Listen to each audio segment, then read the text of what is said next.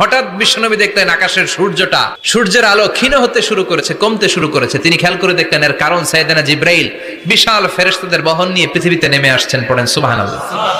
এসে বললেন, ইয়া রাসূলুল্লাহ, আমি 1,40,000 ফেরেশতা নিয়ে নেমে এসেছি। আপনি কি জানেন না, ঠিক একটু আগে মদিনাতে আপনার এক প্রিয় সাহাবা, তার নাম হচ্ছে মুআবিয়া ইবনে মুআবিয়া আল মুজানি, একটু আগে শেষ নিঃশ্বাস ত্যাগ করেছে।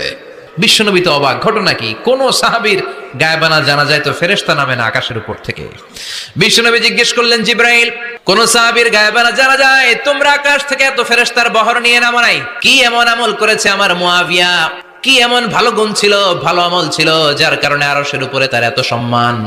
আপনার এই প্রিয় সাহাবী হাঁটতে বসতে চলতে ফিরিতে সব সময় পড়তো কুল হুয়াল্লাহু আহাদ আল্লাহুস সামাদ লাম ইয়ালিদ ওয়া লাম ইউলাদ ওয়া লাম ইয়াকুল লাহু কুফুয়ান আহাদ। পড়েন আল্লাহু আকবার।